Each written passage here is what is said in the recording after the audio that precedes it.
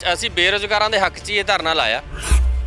ਮੁੱਖ ਮੰਤਰੀ ਸਾਹਿਬ ਨੇ ਵਾਅਦਾ ਕੀਤਾ ਸੀ ਕਿ ਹਰਾ ਪੈਨ ਹੈ ਜਿਹੜਾ ਰੁਜ਼ਗਾਰ ਵਾਸਤੇ ਚੱਲੂਗਾ, ਪਰ ਅਸੀਂ ਦੇਖ ਰਹੇ ਹਾਂ ਰੁਜ਼ਗਾਰ ਵਾਸਤੇ ਨਹੀਂ, ਉਹ ਰੁਜ਼ਗਾਰ ਲੋਕਾਂ ਦੇ ਹੱਥਾਂ 'ਚੋਂ ਖੋਹਣ ਵਾਸਤੇ ਉਹ ਜਿਹੜਾ ਹਰਾ ਪੈਨ ਚੱਲ ਗਿਆ। ਲੋਕਾਂ ਨੂੰ ਰੁਜ਼ਗਾਰ ਦੇਣ ਵਾਲੇ ਸਰਕਾਰ ਨੇ ਵਾਅਦਾ ਕੀਤਾ ਸੀ 26,000 ਨੌਕਰੀਆਂ ਦਾ, ਉਹ ਲੋਕਾਂ ਦਾ ਰੁਜ਼ਗਾਰ ਤਾਂ ਖੋਹ ਰਹੀ ਹੈ। ਇਸ ਕਰਕੇ ਸਾਨੂੰ ਧਰਨੇ 'ਤੇ ਬਚਣਾ ਪਿਆ। ਪੰਜਾਬ ਦਾ ਪਟਵਾਰੀ ਬਹੁਤ ਮਾਨਸਿਕ ਤਣਾਅ 'ਚੋਂ ਗੁਜ਼ਰ ਰਿਹਾ, ਜਿੰਨਾ ਕੰਮ ਦਾ ਬੋਝ ਉਹ 'ਤੇ ਬਹੁਤ ਜ਼ਿਆਦਾ ਵੱਧ ਚੁੱਕਿਆ। ਥੱਲੇ ਜਿਹਨਾਂ ਨੇ ਕੰਮ ਗਰਾਊਂਡ ਲੈਵਲ ਤੇ ਕਰਨਾ ਉਹਨਾਂ ਪੋਸਟਾਂ ਦੀ ਕੱਟ ਲਾਇਆ ਜਾ ਰਿਹਾ ਹੈ ਤੇ ਅਫਸਰਾਂ ਦੀਆਂ ਪੋਸਟਾਂ ਵਧਾਈਆਂ ਜਾ ਰਹੀਆਂ। ਆਰਥਿਕ ਬੋਝ ਅਫਸਰਾਂ ਦਾ ਜ਼ਿਆਦਾ ਪੈਂਦਾ ਹੈ। ਇੱਕ ਆਫੀਸਰ ਦੀ ਜਗ੍ਹਾ ਤੇ ਤਾਂ 10 ਬੰਦੇ ਰੱਖੇ ਜਾ ਸਕਦੇ ਆ। ਸਰਕਾਰ ਦੇ ਕੰਨਾਂ ਤੱਕ ਆਪਣੀ ਆਵਾਜ਼ ਪਹੁੰਚਾਉਣ ਵਾਸਤੇ ਸੰਘਰਸ਼ ਦਾ ਰਾਹ ਅਪਣਾਉਣਾ ਪੈਂਦਾ ਹੈ। ਹਮੇਸ਼ਾ ਜਿਹੜੀਆਂ ਜਥੇਬੰਦੀਆਂ ਨੇ ਉਹ ਸੰਘਰਸ਼ ਦਾ ਰਾਹ ਅਪਣਾਉਂਦੀਆਂ ਨੇ ਜਦੋਂ ਸਰਕਾਰਾਂ ਗੱਲ ਨਾ ਸੁਣਨ ਸਹੀ ਢੰਗ ਨਾਲ। ਜੇ ਸਾਡੀ ਅੱਜ ਪੋਸਟਾਂ 1056 ਘਟਾਈਆਂ ਸਰਕਾਰ ਨੇ ਤਾਂ ਇਹ ਬਹੁਤ ਹੀ ਨਿੰਦਣਯੋਗ ਫੈਸਲਾ, ਲੋਕ ਮਾਰੂ ਫੈਸਲਾ। ਨੌਜਵਾਨੀ ਨੂੰ ਜਿੱਥੇ ਨਸ਼ਿਆਂ ਵਿੱਚ ਗ੍ਰਸਤ ਹੋ ਰਹੀ ਹੈ ਉੱਥੇ ਇਸ ਹੋਰ ਇਹਦੇ ਨੂੰ ਜਿਹੜੀ ਹੈ ਨਸ਼ਿਆਂ 'ਚ ਗ੍ਰਸਤ ਹੋਊਗੀ, ਬੇਰੁਜ਼ਗਾਰੀ ਇਹਦੇ ਨਾਲ ਜ਼ਿਆਦਾ ਵਧੂ। ਪੰਜਾਬ ਦੇ ਅੰਦਰ ਸੱਤਾ ਪਰਿਵਰਤਨ ਤਾਂ ਹੋਇਆ, ਪਰ ਪੰਜਾਬ ਦੇ ਲੋਕਾਂ ਦੀਆਂ ਜਿਸ ਤਰੀਕੇ ਦੀਆਂ ਕਹਿ ਸਕਦੇ ਹਾਂ ਕਿ ਉਸ ਵਕਤ ਦੇ ਮੁੱਦੇ ਸਨ ਜਾਂ ਜਿਹੜੀਆਂ ਚੁਣੌਤੀਆਂ ਸਨ ਉਸੇ ਤਰ੍ਹਾਂ ਜਿਉਂਦੀਆਂ ਤਿਉਂ ਖੜੀਆਂ ਨੇ। ਆਮ ਆਦਮੀ ਪਾਰਟੀ ਦੀ ਗੱਲ ਕਰਦੇ ਹਾਂ ਤਾਂ ਸੱਤਾ ਵਿੱਚ ਆਉਣ ਤੋਂ ਪਹਿਲਾਂ ਬਹੁਤ ਵੱਡਾ ਦਾਅਵਾ ਕੀਤਾ ਜਾਂਦਾ ਸੀ ਕਿ ਜਿਹੜਾ ਪੰਜਾਬ ਧਰਨਿਆਂ ਵਾਲਾ ਪੰਜਾਬ ਬਣ ਚੁੱਕਾ ਏ, ਉਹ ਪੰਜਾਬ ਦੇ ਉੱਪਰ ਪੰਜਾਬ ਦੇ ਲੋਕ ਇੱਕ ਸਹੀ ਤਰੀਕੇ ਦੇ ਨਾਲ ਰੁਜ਼ਗਾਰ ਅਤੇ ਜਿਹੜੇ ਪੰਜਾਬ ਦੇ ਸਿੱਖਿਆ ਸਿਹਤ ਦੇ ਮੁੱਖ ਮਸਲੇ ਹਨ ਉਹਨਾਂ ਨੂੰ ਸੁਚੱਜੇ ਤਰੀਕੇ ਦੇ ਨਾਲ ਨਿਪਟਾਰਾ ਕਰਕੇ ਤਮਾਮ ਚੁਣੌਤੀਆਂ ਦਾ ਇੱਕ ਸੁੱਖ ਸ਼ਾਂਤੀ ਦੇ ਨਾਲ ਜਿਹੜਾ ਉਹਨਾਂ ਦਾ ਜ਼ਿੰਦਗੀ ਬਤੀਤ ਹੋਵੇਗੀ। ਤਾਂ ਸਭ ਤੋਂ ਪਹਿਲਾਂ ਮੈਂ ਤੁਹਾਨੂੰ ਮੇਰੇ ਪਿੱਛੇ ਤੁਸੀਂ ਤਸਵੀਰ ਦੇ ਵਿੱਚ ਦੇਖ ਰਹੇ ਹੋ ਕਿ ਮੋਹਾਲੀ ਕੋਰਟ ਦੇ ਸਾਹਮਣੇ ਇੱਕ ਧਰਨਾ ਕਿਸਾਨਾਂ ਦਾ ਲੱਗਾ ਹੋਇਆ ਔਰ ਦੂਜੇ ਪਾਸੇ ਜਿਹੜਾ ਅੱਜ ਇੱਕ ਹੋਰ ਧਰਨਾ ਲੱਗ ਚੁੱਕਾ ਹੈ। ਇਹ ਪਟਵਾਰ ਯੂਨੀਅਨ ਵੱਲੋਂ ਨੇ। ਇਹਨਾਂ ਦੀਆਂ ਕੀ ਮੰਗਾਂ ਨੇ ਔਰ ਕਿਹੜੀਆਂ ਮੁੱਖ ਮੰਗਾਂ ਨੂੰ ਲੈ ਕੇ ਇਹਨਾਂ ਵੱਲੋਂ ਧਰਨਾ ਲਗਾਇਆ ਹੋਇਆ, ਗੱਲਬਾਤ ਕਰ ਲੈਂਦੇ। ਸਭ ਤੋਂ ਪਹਿਲਾਂ ਮੈਂ ਦ੍ਰਿਸ਼ ਦਿਖਾਉਣਾ ਚਾਹੁੰਦਾ ਹੈ ਕਿ ਜਿਸ ਤਰੀਕੇ ਦੇ ਨਾਲ ਜਿਹੜੀ ਪਟਵਾਰ ਯੂਨੀਅਨ ਦੇ ਮੁੱਖ ਨੁਮਾਇੰਦੇ ਨੇ ਜਾਂ ਜਿੰਨੇ ਵੀ ਪਟਵਾਰੀ ਨੇ ਉਹ ਆਪਣਾ ਕੰਮਕਾਰ ਛੱਡ ਕੇ ਧਰਨੇ ਦੇ ਉੱਪਰ ਬੈਠੇ ਹੋਏ ਨੇ। ਤਾਂ ਗੱਲਬਾਤ ਕਰ ਲੈਂਦੇ। ਸਾਡੇ ਨਾਲ ਮੁੱਖ ਨੁਮਾਇੰਦੇ ਨੇ। ਕੀ ਨਾਮ ਹੈ ਜੀ? ਮੇਰਾ ਨਾਮ ਜਸਵੀਰ ਸਿੰਘ ਢਾਲੀਵਾਲ, ਜ਼ਿਲ੍ਹਾ ਪ੍ਰਧਾਨ ਰੈਵਨਿਊ ਪਟਵਾਰ ਯੂਨੀਅਨ ਜ਼ਿਲ੍ਹਾ SS ਨਗਰ, ਤੇ ਮੇਰੇ ਨਾਲ ਨੇ ਸਾਡੇ ਪੰਜਾਬ ਦੇ ਸੀਨੀਅਰ ਮੀਤ ਪ੍ਰਧਾਨ ਸਰਦਾਰ ਜਸਵੀਰ ਸਿੰਘ ਜੀ ਖੇੜਾ। ਮੁੱਖ ਮਸਲਾ ਤਾਂ ਇਹ ਵਿਦਿਆਰਥੀ ਧਰਨਾ ਲਗਾਉਂਦੇ ਨੇ ਰੁਜ਼ਗਾਰ ਲੈਣ ਵਾਸਤੇ। ਜਿਹੜਾ ਨੌਜਵਾਨਾਂ ਵੱਲੋਂ ਧਰਨਾ ਲਗਾਇਆ ਜਾਂਦਾ, ਕਿਸਾਨਾਂ ਵੱਲੋਂ ਆਪਣੀਆਂ ਮੰਗਾਂ ਨੂੰ ਲੈ ਕੇ ਧਰਨਾ ਲਗਾਇਆ ਜਾਂਦਾ ਹੈ, ਪਰ ਤੁਸੀਂ ਸਰਕਾਰ ਦੇ ਕਹਿ ਸਕਦੇ ਹੋ ਕਿ ਚੁਣੇ ਹੋਏ ਇੱਕ ਤਰ੍ਹਾਂ ਦੇ ਨਾਲ ਨੁਮਾਇੰਦੇ ਹੋ, ਵੱਡੇ ਅਹੁਦਿਆਂ ਦੇ ਉੱਪਰ ਰਹਿ ਕੇ ਪਟਵਾਰੀ ਦੀਆਂ ਜ਼ਿੰਮੇਵਾਰੀਆਂ ਨਿਭਾਉਣੇ ਹੋ, ਤਾਂ ਅੱਜ ਤੁਹਾਨੂੰ ਵੀ ਧਰਨਾ ਲਗਾਉਣਾ ਪੈ ਗਿਆ। ਮੁੱਖ ਕਾਰਨ ਕੀ ਹੈ?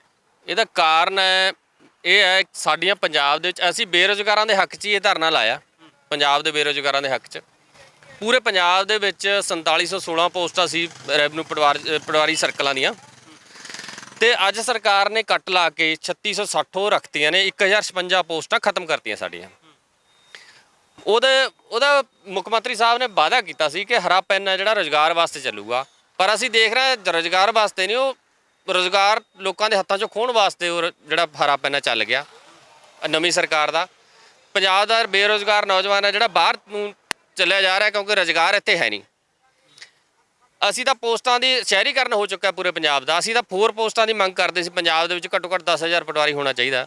ਜਿਵੇਂ ਸ਼ਹਿਰੀਕਰਨ ਹੋਇਆ ਉਹ ਹਾਲਾਤਾਂ ਨੂੰ ਮੁੱਖ ਰੱਖਦੇ ਹੋਏ, ਜਿਵੇਂ ਆਪਾਂ ਮੋਹਾਲੀ ਜ਼ਿਲ੍ਹੇ ਹੀ ਲਾ ਲਓ, ਇੱਥੇ ਕਿੰਨਾ ਜ਼ਿਆਦਾ ਪਹਿਲਾਂ ਜਿਹੜੇ ਪਿੰਡਾਂ ਦੇ ਵਿੱਚ ਕੰਮ ਨਹੀਂ ਸੀ ਹੁੰਦਾ ਉਹ ਸਾਰੇ ਮਿਊਨਿਸਪੈਲਿਟੀ 'ਚ ਆ ਚੁੱਕੇ ਆ। ਸਾਰਾ ਸ਼ਹਿਰੀਕਰਨ ਹੋ ਚੁੱਕਾ। ਕਲੋਨੀਆਂ ਤੁਸੀਂ ਦੇਖ ਰਹੇ ਹੋ ਕਿੰਨੀਆਂ ਹੋ ਗਈਆਂ। ਪਟਵਾਰੀ ਦੇ ਕੋਲ ਬਹੁਤ ਜ਼ਿਆਦਾ ਕੰਮ ਹੈ ਜਿਹੜਾ ਵੱਧ ਗਿਆ, ਤੇ ਪਟਵਾਰ ਸਰਕਲ ਆ ਜਿਹੜੇ ਮੋਹਾਲੀ ਦੇ ਘੱਟੋ ਘੱਟ ਮੋਹਾਲੀ ਦੇ 250 ਪਟਵਾਰ ਸਰਕਲ ਹੋਣਾ ਚਾਹੀਦਾ, ਜਦੋਂ ਕਿ ਹੁਣ 140 ਤੋਂ 106 ਪਟਵਾਰ ਸਰਕਲ ਇੱਥੋਂ ਦੇ ਕਰ ਦਿੱਤੇ ਨੇ ਸਰਕਾਰ ਨੇ। ਪੂਰੇ ਪੰਜਾਬ ਦੇ ਵਿੱਚ 1056 ਪੋਸਟਾਂ ਦੇ ਕੱਟ ਲਾਇਆ। ਲੋਕਾਂ ਨੂੰ ਰੁਜ਼ਗਾਰ ਦੇਣ ਵਾਲੇ ਸਰਕਾਰ ਦੇ ਨੇ ਵਾਅਦਾ ਕੀਤਾ ਸੀ 26,000 ਨੌਕਰੀਆਂ ਦਾ, ਉਹ ਲੋਕਾਂ ਦਾ ਰੁਜ਼ਗਾਰ ਤਾਂ ਖੋਹ ਰਹੀ ਹੈ। ਇਸ ਕਰਕੇ ਸਾਨੂੰ ਧਰਨੇ 'ਤੇ ਬਚਣਾ ਪਿਆ। ਕੀ ਮੰਨਦੇ ਹੋ ਕਿ ਜਿਹੜਾ ਰੁਜ਼ਗਾਰ ਘਟਾਉਣ ਵਾਲਾ ਜਾਂ ਜਿਹੜੇ ਪਟਵਾਰਖਾਨਿਆਂ ਦਾ ਖਦਸ਼ਾ ਜਤਾਇਆ ਕਿ 140 ਤੋਂ ਲੈ ਕੇ 106 ਤੱਕ ਕਰਦੇ ਗਏ ਆ, ਤਾਂ ਉਹਦਾ ਜਿਹੜਾ ਬੋਝ ਹੈ ਤੁਹਾਡੇ ਸਿਰ ਉੱਪਰ ਪਊਗਾ? ਫਿਰ ਅਸੀਂ ਤਾਂ ਬੋਝ ਝੱਲਣ ਨੂੰ ਤਿਆਰ ਹਾਂ, ਪਰ ਪੰਜਾਬ ਦਾ ਬੇਰੁਜ਼ਗਾਰ ਨੌਜਵਾਨ ਹੈ ਜਿਹੜਾ, ਉਹਨੂੰ ਤਾਂ ਰੁਜ਼ਗਾਰ ਮਿਲਣਾ ਚਾਹੀਦਾ ਨਾ। ਸਾਡੇ 'ਤੇ ਵੀ ਬੋਝ ਬਹੁਤ ਜ਼ਿਆਦਾ ਵਧੂਗਾ। ਪਹਿਲੇ ਹੀ ਬਹੁਤ ਜ਼ਿਆਦਾ ਮਾਨਸਿਕ ਤਣਾਅ 'ਚ ਹੈ ਜਿਹੜਾ ਪਟਵਾਰੀ ਹੈ ਅੱਜ ਪੰਜਾਬ ਦਾ, ਕਿਉਂਕਿ ਕੰਮ ਸਾਰਾ ਕੰਪਿਊਟਰਾਈਜ਼ ਹੋ ਚੁੱਕਿਆ, ਉਹ ਫਾਸਟ ਹੋ ਚੁੱਕਿਆ। ਅੱਗੇ ਜਿਹੜੇ ਕੰਮ ਨੂੰ 60 ਦਿਨ ਲੱਗਦੇ ਸੀ ਹੁਣ ਉਹ 15 ਦਿਨਾਂ ਵਿੱਚ ਸਾਨੂੰ ਕਰਨ ਨੂੰ ਕਿਹਾ ਜਾ ਰਿਹਾ ਹੈ, ਤੇ ਪੰਜਾਬ ਦਾ ਪਟਵਾਰੀ ਬਹੁਤ ਮਾਨਸਿਕ ਤਣਾਅ 'ਚੋਂ ਗੁਜ਼ਰ ਰਿਹਾ, ਜਿੰਨਾ ਕੰਮ ਦਾ ਬੋਝ ਉਹ 'ਤੇ ਬਹੁਤ ਜ਼ਿਆਦਾ ਵੱਧ ਚੁੱਕਿਆ। ਪਰ ਨਾਲ ਦੀ ਨਾਲ ਜ਼ਿਆਦਾ ਸਾਡਾ ਫੋਕਸ ਇਸ ਗੱਲ 'ਤੇ ਹੈ ਵੀ ਪੰਜਾਬ ਦੇ ਲੋਕਾਂ ਨੂੰ ਰੁਜ਼ਗਾਰ ਮਿਲੇ। ਰੁਜ਼ਗਾਰ ਦੇ ਵਿੱਚ ਕੱਟ ਹੈ ਜਿਹੜਾ ਉਹਦੇ ਖਿਲਾਫ ਅੱਜ ਅਸੀਂ ਧਰਨੇ ਲਾਇਆ। ਕੀ ਮੰਨਿਆ ਜਾਵੇ ਕਿ ਜਿਸ ਤਰੀਕੇ ਦੇ ਨਾਲ ਸਰਕਾਰ ਦੇ ਵੱਲੋਂ ਜਿਹੜੀਆਂ ਪੋਸਟਾਂ ਦਾ ਮਾਈਨਸ ਕਰ ਦਿੱਤੀਆਂ ਗਈਆਂ ਨੇ, ਤਾਂ ਕੀ ਲੱਗਦਾ ਕਿ ਇਹਦੇ ਵਿੱਚ ਸਰਕਾਰ ਦੀ ਕੋਈ ਮਜਬੂਰੀ ਹੋ ਸਕਦੀ ਹੈ ਜਾਂ ਖਜ਼ਾਨਾ ਖਾਲੀ ਹੈ? ਜਿਸ ਤਰ੍ਹਾਂ ਕਾਂਗਰਸ ਦੇ ਮਨਪ੍ਰੀਤ ਸਿੰਘ ਬਾਦਲ ਕਹਿੰਦੇ ਸੀ, ਇਸ ਤੋਂ ਪਹਿਲਾਂ ਅਕਾਲੀ ਦਲ ਬਾਦਲ ਕਹਿੰਦਾ ਸੀ, ਤਾਂ ਆਮ ਆਦਮੀ ਪਾਰਟੀ ਵੀ ਕਿਤੇ ਲੱਗਦਾ ਨਹੀਂ ਕਿ ਉਹਨਾਂ ਲੀਹਾਂ ਦੇ ਉੱਪਰ ਜਾ ਕੇ ਜਿਹੜੇ ਉਹੀ ਵਾਅਦੇ ਦਾਅਵੇ ਕਰਦੀ ਨਜ਼ਰ ਆਉਂਦੀ? ਪੰਜਾਬ 'ਚ ਕਿਸੇ ਵੇਲੇ ਜਦੋਂ ਸਾਡੇ ਸਰਕਲ ਬਣਾਏ ਗਏ ਸੀ, ਇਹ 4716 ਪੋਸਟਾਂ ਜਦੋਂ ਪਟਵਾਰੀ ਦੀਆਂ ਕ੍ਰੀਏਟ ਹੋਈਆਂ ਸੀ, ਉਸ ਟਾਈਮ ਪੰਜਾਬ ਦੇ ਵਿੱਚ 12 ਜ਼ਿਲ੍ਹੇ ਹੁੰਦੇ ਸੀ। ਅੱਜ 23 ਜ਼ਿਲ੍ਹੇ ਹੋ ਚੁੱਕਿਆ। ਤਕਰੀਬਨ ਉਹਨਾਂ ਦਿਨਾਂ 'ਚ 50 ਦੇ ਕਰੀਬ ਸਬ ਡਿਵੀਜ਼ਨਾਂ ਹੁੰਦੀਆਂ ਸੀ, ਜਿਹੜੀਆਂ ਅੱਜ 100 ਦੇ ਕਰੀਬ ਹੋ ਚੁੱਕੀ ਆ। ਗਿਣਤੀ ਉਹਨਾਂ ਦੀ ਵੀ ਦੁੱਗਣੀ ਹੋ ਗਿਆ, ਜ਼ਿਲ੍ਹੇ ਦੁੱਗਣੇ ਹੋ ਗਿਆ।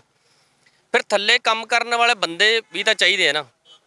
ਥੱਲੇ ਜਿਹਨਾਂ ਨੇ ਕੰਮ ਗਰਾਊਂਡ ਲੈਵਲ ਤੇ ਕਰਨਾ, ਉਹਨਾਂ ਪੋਸਟਾਂ 'ਤੇ ਕੱਟ ਲਾਇਆ ਜਾ ਰਿਹਾ ਹੈ ਤੇ ਅਫਸਰਾਂ ਦੀਆਂ ਪੋਸਟਾਂ ਵਧਾਈਆਂ ਜਾ ਰਹੀਆਂ। ਆਰਥਿਕ ਬੋਝ ਅਫਸਰਾਂ ਦਾ ਜ਼ਿਆਦਾ ਪੈਂਦਾ ਹੈ। ਇੱਕ ਆਫੀਸਰ ਦੀ ਜਗ੍ਹਾ ਤੇ ਤਾਂ 10 ਬੰਦੇ ਰੱਖੇ ਜਾ ਸਕਦੇ ਆ। ਇੰਨਾ ਜ਼ਿਆਦਾ ਉਹਦੇ ਵਾਸਤੇ ਤਨਖਾਹ ਦੇਣੀ ਪੈਂਦੀ ਹੈ, ਉਹਦੇ ਵਾਸਤੇ ਇੰਨੇ ਖਰਚੇ ਆ। ਥੱਲੇ ਲੋਕ ਚਾਹੀਦੇ ਕੰਮ ਕਰਨ ਵਾਲੇ, ਨਾ ਕਿ ਜ਼ਿਲ੍ਹੇ ਵਧਾਈ ਜਾਓ। ਫਿਰ ਤਾਂ ਜ਼ਿਲ੍ਹੇ ਵੀ ਕੱਟ ਕਰ ਦਿਓ ਜੇ ਤੁਸੀਂ ਆਰਥਿਕ ਬੋਝ ਘਟਾਉਣਾ ਤਾਂ। ਤੇ ਕੀ ਲੱਗਦਾ ਕਿ ਹੁਣ ਸਰਕਾਰ ਦੇ ਨੁਮਾਇੰਦੇ ਦੇ ਨਾਲ ਗੱਲਬਾਤ ਹੋਈ ਹੈ? ਕਿਸੇ ਦੇ ਨਾਲ ਗੱਲਬਾਤ ਕੀਤੀ ਕੋਈ ਇਸ ਮਸਲੇ ਨੂੰ ਲੈ ਕੇ? ਅਸੀਂ ਇਸ ਮਸਲੇ ਦੇ ਵਿੱਚ ਸਾਡੇ ਸੀਨੀਅਰ ਪ੍ਰਧਾਨ ਖੇੜਾ ਸਾਹਿਬ ਨੇ, ਇਹ ਪੰਜਾਬ ਦੀਆਂ ਮੀਟਿੰਗਾਂ 'ਚ ਜਾਂਦੇ ਆ, ਇਹ ਮਿਲੇ ਸੀ ਵਿੱਤ ਮੰਤਰੀ ਤੇ ਰੈਵਨਿਊ ਮਿਨਿਸਟਰ ਦੇ ਨਾਲ ਸਾਡੀ ਮੀਟਿੰਗ ਹੋਈ ਆ।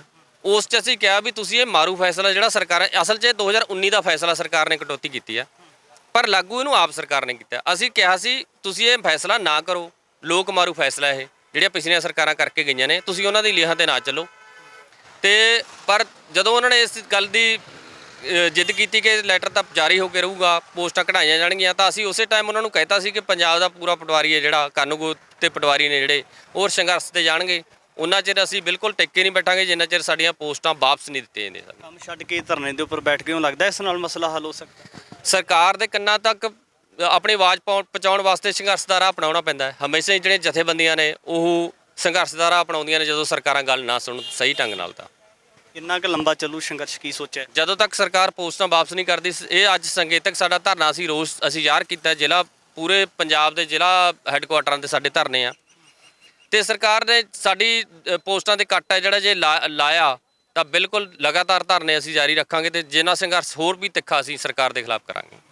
ਖੇੜਾ ਸਾਹਿਬ, ਕੀ ਕਹਿਣਾ ਚਾਹੋਗੇ? ਅੱਜ ਧਰਨਾ ਲਗਾਇਆ ਹੋਇਆ ਹੈ, ਸੰਕੇਤਕ ਦਿੱਤੇ ਜਾ ਰਹੇ ਨੇ ਕਿ ਆਉਣ ਵਾਲੇ ਸਮੇਂ ਦੇ ਵਿੱਚ ਸਰਕਾਰ ਦੇ ਸਾਹਮਣੇ ਜਿਹੜੀਆਂ ਚੁਣੌਤੀਆਂ ਉਹਨਾਂ ਦੇ ਵਿੱਚ ਵਾਧਾ ਹੋ ਸਕਦਾ। ਜਿਹੜੀ ਸਰਕਾਰ ਲਗਾਤਾਰ ਵਾਅਦੇ ਕਰਦੀ ਰਹੀ ਕਿ ਸੱਤਾ ਵਿੱਚ ਆ ਕੇ ਪੰਜਾਬ ਧਰਨਿਆਂ ਵਾਲਾ ਪੰਜਾਬ ਨਹੀਂ ਬਣੂਗਾ, ਪੰਜਾਬ ਇੱਕ ਖੁਸ਼ਹਾਲ ਪੰਜਾਬ ਹੋਊਗਾ, ਨਵਾਂ ਪੰਜਾਬ ਸਿਰਜਾਂਗੇ। ਕਿਵੇਂ ਦੇਖਦੇ ਹੋ ਅੱਜ ਦੇ ਦਿਨ? ਬਿਲਕੁਲ, ਜਿਹੜੀ ਤੁਸੀਂ ਗੱਲ ਕਹੀ ਹੈ, ਆਪ ਸਰਕਾਰ ਜਿਹੜੀ ਹੈ, ਕਿਉਂਕਿ ਲੋਕਾਂ ਨੇ ਮਤਲਬ ਇਹਨਾਂ ਨੂੰ ਐਡੀ ਬਹੁਮਤ ਦਿੱਤੀ ਹੈ। ਅਕਾਲੀ ਕਾਂਗਰਸ ਸਰਕਾਰਾਂ ਤੋਂ ਦੁਖੀ ਹੋ ਕੇ ਨੌਜਵਾਨਾਂ ਨੇ ਬੇਰੁਜ਼ਗਾਰੀ ਖਤਮ ਕਰਨ ਵਾਸਤੇ ਸਰਕਾਰ ਨੇ ਕਿਹਾ ਸੀਗਾ, ਵਾਅਦਾ ਕਰਿਆ। ਇਸੇ ਵਿਸ਼ੇ ਤੇ ਜਿਹੜੀ ਹੈਗੀ ਉਹਨੂੰ ਬਹੁਮਤ ਦੇ ਕੇ ਸਰਕਾਰ ਨੂੰ ਨੌਜਵਾਨਾਂ ਨੇ ਤੇ ਜਨਤਾ ਨੇ ਇਹਨੂੰ ਅੱਗੇ ਲਿਆਂਦਾ। ਲੇਕਿਨ ਜਿਹੜੀਆਂ ਸਰਕਾਰਾਂ ਹੈ ਹਮੇਸ਼ਾ ਉਹਨਾਂ ਨੀਤੀਆਂ ਤੇ ਚੱਲਦੀ, ਉਹੀ ਨੀਤੀਆਂ ਅਪਣਾਉਂਦੀ ਹੈ ਜਿਹਦੀਆਂ ਜਥੇਬੰਦੀਆਂ ਇਸ ਕਰਕੇ ਹੀ ਹੋਂਦ ਵਿੱਚ ਆਈਆਂ, ਉਹਨਾਂ ਦਾ ਵਿਰੋਧ ਕਰਨ ਵਾਸਤੇ ਹੀ। ਜਦੋਂ ਸਰਕਾਰਾਂ ਧੱਕੇਸ਼ਾਹੀ ਕਰਦੀਆਂ, ਧੱਕੇਸ਼ਾਹੀ ਨੂੰ ਰੋਕਣ ਵਾਸਤੇ ਜਿਹੜੀਆਂ ਜਥੇਬੰਦੀਆਂ ਹੋਂਦ ਵਿੱਚ ਆਈਆਂ। ਇਸ ਕਰਕੇ ਸਾਡੀ ਜਥੇਬੰਦੀ, ਭਾਵੇਂ ਤੁਸੀਂ ਮਹਾ ਪੰਜਾਬ ਦੀ ਗੱਲ ਲਾ ਲਓ, 1957 ਸਾਡੀ ਇੱਕ ਬਹੁਤ ਬੜੀ ਜ਼ਬਰਦਸਤ ਜਿਹੜੀ ਹੈ ਹੜਤਾਲ ਹੋਈ ਸੀਗੀ, ਜਦੋਂ ਪੰਜਾਬ ਹਰਿਆਣਾ ਤੇ ਹਿਮਾਚਲ ਇਕੱਠਾ ਸੀਗਾ, ਉਹਦੇ 'ਚ ਵੀ ਸਾਡੀ ਜਿੱਤ ਪ੍ਰਾਪਤ ਹੋਈ ਹੈ। ਅੱਜ ਵੀ ਸਾਡੀ ਜਿੱਤ ਪ੍ਰਾਪਤ ਹੋਈ, ਕਿਉਂਕਿ ਜਿਹੜੀ ਇਹ ਸਾਡੀ ਲੜਾਈ ਹੈ ਲੋਕਾਂ ਦੀ ਲੜਾਈ ਹੈ। ਜਿੱਥੇ ਸਾਡੀ ਲੜਾਈ ਹੈ ਲੋਕਾਂ ਦੀ, ਜੇ ਸਾਡੀ ਅੱਜ ਪੋਸਟਾਂ 1056 ਘਟਾਈਆਂ ਸਰਕਾਰ ਨੇ ਤਾਂ ਇਹ ਬਹੁਤ ਹੀ ਨਿੰਦਣਯੋਗ ਫੈਸਲਾ, ਲੋਕ ਮਾਰੂ ਫੈਸਲਾ। ਨੌਜਵਾਨੀ ਨੂੰ ਜਿੱਥੇ ਨਸ਼ਿਆਂ ਵਿੱਚ ਗ੍ਰਸਤ ਹੋ ਰਹੀ ਹੈ, ਉੱਥੇ ਇਸ ਹੋਰ ਇਹਦੇ ਨੂੰ ਜਿਹੜੀ ਹੈ ਨਸ਼ਿਆਂ 'ਚ ਗ੍ਰਸਤ ਹੋਊਗੀ, ਬੇਰੁਜ਼ਗਾਰੀ ਇਹਦੇ ਨਾਲ ਜ਼ਿਆਦਾ ਵਧੂਗੀ। ਇੱਕ ਪਾਸੇ ਕਿਹਾ ਜਾਂਦਾ ਹੈ, ਖਦਸ਼ਾ ਜਤਾਇਆ ਜਾਂਦਾ ਕਿ ਜਿਹੜੇ ਪੰਜਾਬ ਦੇ ਲੋਕ ਹੈ ਲਗਾਤਾਰ ਬਾਹਰ ਜਾਣ ਵਿੱਚ ਆਪਣਾ ਕਿਤੇ ਨਾ ਕਿਤੇ ਜ਼ਿਆਦਾ ਰੁਝਾਨ ਰੱਖਦੇ ਨੇ, ਪਰ ਦੂਜੇ ਪਾਸੇ ਮਾਨ ਸਾਹਿਬ ਪਿੰਡ ਜਾਂ ਇਲਾਕਿਆਂ ਦੇ ਵਿੱਚ ਕਲੀਨਿਕ ਖੋਲ੍ਹ ਕੇ ਕਹਿੰਦੇ ਨੇ ਕਿ ਜਿਹੜੇ ਵਿਦੇਸ਼ ਤੋਂ ਲੋਕ ਹੈ ਉਹ ਸਾਡੇ ਕਲੀਨਿਕ ਦੇਖਣ ਵਾਸਤੇ ਆ ਰਹੇ ਨੇ। ਕੀ ਲੱਗਦਾ ਕਿ ਜਿਹੜਾ ਇੱਥੋਂ ਦਾ ਢਾਂਚਾ ਹੈ ਜਾਂ ਫਿਰ ਬਾਹਰ ਦਾ ਢਾਂਚਾ, ਲੋਕ ਬਾਹਰ ਦੇ ਢਾਂਚੇ ਨੂੰ ਜ਼ਿਆਦਾ ਮਾਨਤਾ ਦਿੰਦੇ ਨੇ ਜਾਂ ਫਿਰ ਪੰਜਾਬ ਵਾਲਾ ਜਿਹੜਾ ਨਵਾਂ ਢਾਂਚਾ ਸਿਰਜਿਆ ਜਾ ਰਿਹਾ? ਦੇਖੋ ਜੀ, ਲੋਕ ਜਿਹੜੇ ਬਾਹਰ ਨੂੰ ਇਸੇ ਕਰਕੇ ਭੱਜ ਰਹੇ ਨੇ ਕਿਉਂਕਿ ਇੱਥੇ ਕਰਨੀ ਤੇ ਕਥਨੀ 'ਚ ਬਹੁਤ ਜ਼ਿਆਦਾ ਅੰਤਰ ਹੈ। ਕਿਹਾ ਕੁਛ ਜਾਂਦਾ, ਕਰਿਆ ਕੁਛ ਜਾਂਦਾ। ਭਾਵੇਂ ਕਿ ਤੁਸੀਂ ਕੱਲ 75 ਜਿਹੜੀਆਂ ਹੈਗਾ ਮੁਹੱਲਾ ਕਲੀਨਿਕ ਖੋਲ੍ਹੇ ਆ, ਉਹਦੇ ਵਾਸਤੇ ਡਾਕਟਰ ਤਾਂ ਕੋਈ ਭਰਤੀ ਨਹੀਂ ਕਰਿਆ। ਕਲੀਨਿਕ ਖੋਲ੍ਹ ਕੇ ਉੱਥੇ ਤੁਸੀਂ ਬਿਠਾ ਲਓਗੇ, ਜਦ ਮਰੀਜ਼ ਆਉਣਗੇ ਤਾਂ ਡਾਕਟਰ ਬੈਠਣਗੇ, ਡਾਕਟਰ ਹੈ ਨਹੀਂ ਸਾਡੇ ਕੋਲ। ਇਸੇ ਕਰਕੇ ਜਿਹੜੇ ਨੌਜਵਾਨ ਹੈ ਬਾਹਰ ਦੀ ਜਿਹੜੀ ਹੈਗੀ ਹੈ ਉਸੇ ਉਹਨੂੰ ਤਾਂ ਹੀ ਤਰਜ ਵਧੀਆ ਕਹਿੰਦੇ ਆ। ਉਸੇ ਕਰਕੇ ਵਧੀਆ ਕਹਿੰਦੇ, ਕਿਉਂਕਿ ਬਾਹਰ ਸਹੂਲਤਾਂ ਹੈਗੀਆਂ। ਸਰਕਾਰਾਂ ਜੇ ਵਾਅਦੇ ਕਰਦੀਆਂ, ਅਸਲੀ ਵਾਅਦੇ ਕਰਦੀਆਂ, ਸੱਚੇ ਵਾਅਦੇ ਕਰਦੀਆਂ। ਇੱਥੇ ਜਿਹੜੀਆਂ ਸਰਕਾਰਾਂ ਹਮੇਸ਼ਾ ਝੂਠੇ ਵਾਅਦੇ ਕਰਦੀਆਂ, ਝੂਠੇ ਵਾਅਦੇ ਕਰਕੇ ਉਹ ਤੋਂ ਬਾਅਦ ਮੁੱਕਰਨਾ ਸਰਕਾਰਾਂ ਦੀ ਟੈਂਡੈਂਸੀ ਬਣ ਗਈ ਹੈ। ਖੇੜਾ ਸਾਹਿਬ, ਪੰਜਾਬ ਦੇ ਲੋਕਾਂ ਦੇ ਨਾਲ ਇੱਕ ਜੁੜਿਆ ਹੋਇਆ ਸਵਾਲ ਹੈ, ਜਿਸ ਤਰੀਕੇ ਦੇ ਨਾਲ ਭਗਵੰਤ ਮਾਨ ਇੱਕ ਸੈਲੀਬ੍ਰਿਟੀ ਬਣ ਕੇ ਇਹ ਪੰਜਾਬ ਦੇ ਲੋਕਾਂ ਦਾ ਦਰਦ ਕਮੇਡੀ ਦੇ ਰਾਹੀਂ ਬਿਆਨ ਕਰਦੇ ਰਹੇ। ਪੰਜਾਬ ਦੇ ਲੋਕਾਂ ਦੇ ਮਨਾਂ ਦੇ ਵਿੱਚ ਸੀ ਕਿ ਇੱਕ ਆਮ ਘਰ ਦੇ ਮੁੱਖ ਮੰਤਰੀ ਨੇ, ਉਹ ਆਮ ਲੋਕਾਂ ਦੀਆਂ ਮੁਸ਼ਕਲਾਂ ਨੂੰ ਸਮਝਦੇ ਨੇ। ਕੀ ਲੱਗਦਾ ਕਿ ਜਦੋਂ ਮੁੱਖ ਮੰਤਰੀ ਦੇ ਅਹੁਦੇ ਦੇ ਉੱਪਰ ਤਾਇਨਾਤ ਨੇ, ਉਹ ਖੁਦ ਫੈਸਲੇ ਲੈ ਸਕਦੇ ਨੇ, ਜਾਂ ਫਿਰ ਉਹਨਾਂ ਦੇ ਰਸਤੇ ਦੇ ਵਿੱਚ ਜਿਹੜੇ ਪੰਜਾਬ ਦੇ ਲੋਕਾਂ ਦੇ ਮਸਲੇ ਹੱਲ ਕਰਨ ਵਾਸਤੇ ਕੋਈ ਅੜਚਨ ਆ ਰਹੀ ਹੈ? ਦੇਖੋ ਜੀ, ਇਹ ਗੱਲ ਥੋੜੀ ਠੀਕ ਹੈ। ਪੰਜਾਬ ਦੇ ਫੈਸਲੇ ਲੋਕਾਂ ਵਾਸਤੇ ਵਧੀਆ ਫੈਸਲੇ ਲੈਣ ਦੇ ਵਾਸਤੇ ਉਹਨਾਂ ਨੂੰ ਚੁਣ ਕੇ ਉਹਨਾਂ ਲੋਕਾਂ ਨੇ ਅੱਗੇ ਭੇਜਿਆ। ਉਹਨਾਂ ਕੋਲ ਪਾਵਰ ਵੀ ਹੈਗੀ ਲੋਕਾਂ ਨੂੰ ਖੁਸ਼ ਕਰਨ ਦੀ। ਲੋਕਾਂ ਨੂੰ ਦੇਖੋ, ਇਹ ਨਹੀਂ ਆਪਾਂ ਮੰਨਦੇ ਵੀ ਸਾਰੇ ਲੋਕਾਂ ਨੂੰ, ਜਿੰਨੇ ਪੰਜਾਬ ਦੇ ਲੋਕ ਹੈ ਸਾਰਿਆਂ ਨੂੰ ਰੁਜ਼ਗਾਰ ਦਿੱਤਾ ਜਾ ਸਕਦਾ, ਪਰ ਰੁਜ਼ਗਾਰ ਖੋਇਆ ਨਹੀਂ ਜਾਣਾ ਚਾਹੀਦਾ। ਰੁਜ਼ਗਾਰ ਜਿੰਨਾ ਵੱਧ ਤੋਂ ਵੱਧ ਹੈਗੇ, ਸਰਕਾਰਾਂ ਨੇ ਮਸਲੇ ਆਪ ਸਰਕਾਰ ਭਗਵੰਤ ਮਾਨ ਸਾਹਿਬ ਕਹਿੰਦੇ ਵੀ ਕਿਸੇ ਚੀਜ਼ ਦੀ ਕਮੀ ਨਹੀਂ ਹੈ। ਜੇ ਆਪਾਂ ਤਾਂ ਫਾਈਨੈਂਸ਼ੀਅਲੀ ਤੌਰ 'ਤੇ ਵੀ ਤੁਸੀਂ ਗੱਲ ਕਰੀਏ, ਉਹਨਾਂ ਦਾ ਆਪਣਾ ਬਿਆਨ ਹੈ ਵੀ ਕੋਈ ਕਮੀ ਨਹੀਂ ਹੈਗੀ ਸਰਕਾਰ ਦੇ ਖਜ਼ਾਨੇ 'ਚ, ਖਜ਼ਾਨੇ ਭਰਪੂਰ ਹੈ। ਇਸ ਕਰਕੇ ਜੇ ਖਜ਼ਾਨੇ ਭਰਪੂਰ ਹੈ, ਲੋਕਾਂ ਨੂੰ ਰਾਹਤ ਦਿਓ। ਤੁਸੀਂ ਨੌਜਵਾਨ ਹੈ ਜਿਹੜੇ ਬਾਹਰ ਨੂੰ ਨਾ ਭੱਜਣ। ਜੇ ਤੁਸੀਂ ਕਹਿੰਦੇ ਅਮਰੀਕਾ ਕੈਨੇਡਾ ਵਾਲੇ ਅੱਖੇ ਆ ਕੇ ਰੁਜ਼ਗਾਰ ਭਾਲਣਗੇ, ਮੇਰਾ ਖਿਆਲ ਵੀ ਜਿਹੜਾ ਕਿਹਾ ਉਹਨਾਂ ਨੇ, ਇਹ ਤਾਂ ਸਾਰਾ ਉਹਦੇ ਉਲਟ ਹੈ। ਸੱਚਾਈ ਤੇ ਬਿਆਨ ਨਹੀਂ ਕਰਦੀ ਉਹਨਾਂ ਦੀ ਇਹ ਗੱਲ। ਕਿਤੇ ਨਾ ਕਿਤੇ ਆਮ ਆਦਮੀ ਪਾਰਟੀ ਸੱਤਾ ਵਿੱਚ ਆਈ ਹੈ ਤਾਂ ਬਹੁਤ ਵੱਡੇ ਸ਼ੰਕੇ ਜਤਾਏ ਜਾ ਰਹੇ ਨੇ ਕਿ ਸੱਤਾ ਵਿੱਚ ਆਉਣ ਤੋਂ ਪਹਿਲਾਂ ਹੋਰ ਦਾਅਵੇ ਔਰ ਸੱਤਾ ਹਾਸਲ ਕਰਨ ਤੋਂ ਬਾਅਦ ਹੋਰ ਤਰੀਕੇ ਦਾ ਪੰਜਾਬ ਦੇ ਲੋਕਾਂ ਦੇ ਪ੍ਰਤੀ ਰੁਝਾਨ ਹੋਣਾ ਕਿਤੇ ਨਾ ਕਿਤੇ ਬਹੁਤ ਵੱਡਾ ਇੱਕ ਤਰ੍ਹਾਂ ਦੇ ਨਾਲ ਤਰਾਸਦੀ ਵਾਲੀ ਗੱਲ ਹੈ। ਤਾਂ ਪਰ ਇਹ ਵੀ ਗੱਲ ਜਤਾਈ ਜਾ ਰਹੀ ਹੈ ਕਿ ਜਿਸ ਤਰੀਕੇ ਦੇ ਨਾਲ ਪਟਵਾਰੀਆਂ ਦੇ ਵੱਲੋਂ ਜਿਹੜੇ ਨੌਜਵਾਨਾਂ ਦੀਆਂ ਨੌਕਰੀਆਂ ਦੇ ਉੱਪਰ ਡਾਕਾ ਮਾਰਿਆ ਜਾ ਰਿਹਾ, ਖਰਚਾ ਜਤਾਇਆ ਜਾ ਰਿਹਾ ਹੈ, ਤਾਂ ਅੱਜ ਪਟਵਾਰੀਆਂ ਦੇ ਵੱਲੋਂ ਧਰਨਾ ਲਗਾਇਆ ਜਾ ਰਿਹਾ ਹੈ। ਤਾਂ ਆਉਣ ਵਾਲੇ ਸਮੇਂ ਦੇ ਵਿੱਚ ਉਹ ਜਿਹੜੇ ਪੰਜਾਬ ਦੇ ਨੌਜਵਾਨ ਨੇ, ਜਿਹੜਾ ਆਪਣੇ ਬਹੁਤ ਵੱਡੀ ਉੱਚ ਪੱਧਰ ਦੀ ਵਿੱਦਿਆ ਲੈ ਕੇ ਤਕਰੀਬਨ ਅਜੇ ਵਿਹਲੇ ਆਮ ਘਰਾਂ ਦੇ ਵਿੱਚ ਫਿਰਦੇ ਨੇ, ਉਹਨਾਂ ਦੇ ਕੋਲੇ ਕੋਈ ਰੁਜ਼ਗਾਰ ਨਹੀਂ, ਤਾਂ ਆਉਣ ਵਾਲੇ ਸਮੇਂ ਦੇ ਵਿੱਚ ਉਹ ਲੋਕ ਵੀ, ਉਹ ਨੌਜਵਾਨ ਵੀ ਸੜਕਾਂ ਦੇ ਉੱਪਰ ਆ ਸਕਦੇ ਨੇ। ਆਉਣ ਵਾਲੇ ਸਮੇਂ ਦੇ ਵਿੱਚ ਇਹ ਦੇਖਣਾ ਹੋਵੇਗਾ ਕਿ ਆਮ ਆਦਮੀ ਪਾਰਟੀ ਦੇ ਜਿਹੜੇ ਸੁਪਰੀਮੋ ਨੇ ਜਾਂ ਪੰਜਾਬ ਦੇ ਮੁੱਖ ਮੰਤਰੀ ਭਗਵੰਤ ਮਾਨ ਇਸ ਉੱਪਰ ਕਿੰਨੀ ਕੁ ਸੁਹਿਰਦਗੀ ਦੇ ਨਾਲ ਕਿਸ ਤਰੀਕੇ ਦਾ ਫੈਸਲਾ ਲੈਂਦੇ ਨੇ। ਆਉਣ ਵਾਲੇ ਸਮੇਂ ਦੇ ਵਿੱਚ ਪੰਜਾਬ ਦੇ ਨਾਲ ਜੁੜੇ तमाम ਮਸਲੇ ਲੈ ਕੇ ਹਾਜ਼ਰ ਹੋਵਾਂਗੇ। ਧੰਨਵਾਦ।